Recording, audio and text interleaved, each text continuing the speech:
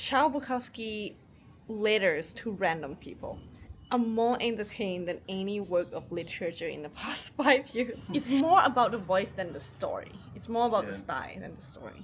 He has such his own point of view that even when he's writing letters to friends or people that he's corresponding with over the years, he's just writing, just sharing his point of view. It really is so much more interesting and compelling than a lot of these very washed, sort of over-purified, like sanitized I think because that man points of view. has no social media.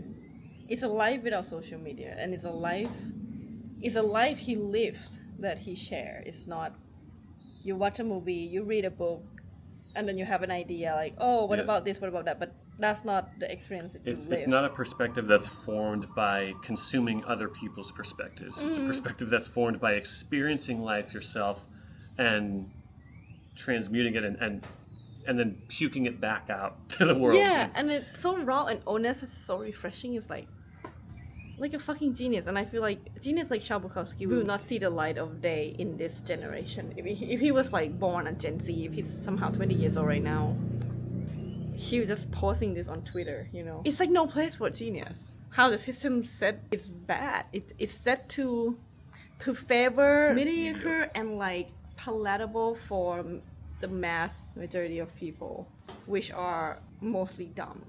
Well, and it could be us too. Like Yeah. we could be the dumb one, but that's why it's not a system that set in a way that would develop most people's brain, right?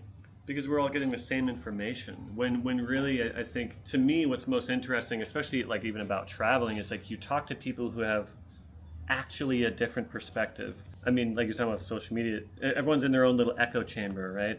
And to talk to people that have lived a different life and experienced different things, you want to experience cultures through the lens that they actually live, not as like, not a tourist in a hotel. Yeah, where's my cheeseburger? Again, it's just another box, it's another echo chamber of life. It's like, oh, this is what it is, but it's not.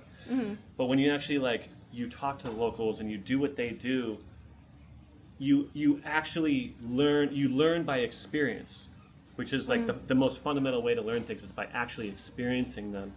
And then you actually, I understand why these people have a different perspective on life, because they experience something different. And then you have empathy for everyone else around you, and then you have empathy for yourself, and are okay with having your own. Why don't you have your own podcast? worldview.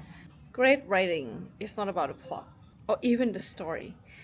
Great writing are the perception of a writer that is authentic, unique, raw, and honest, and does offer the real connection to the people 100 years after. That would be the only thing that can connect after 100 years pass, after the train is gone, after like book talk's gone, after your great niece die.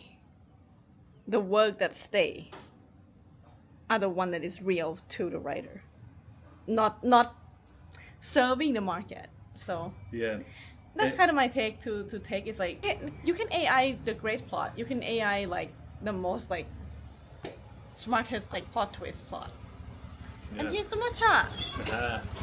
To me, I think I agree with what you're saying. I think the most valuable thing about old writing is that when someone shares their honest perspective from a different part of the world, or from hundreds of years ago, from a different time or different generation, and you actually relate to it, it's just, to me, there's just such a sense of like connection. Be connected to a person who you'll never meet, like on a cognitive level, like, oh, this person has felt the same way, or they've thought the same thing as I have. To me, that's like incredible.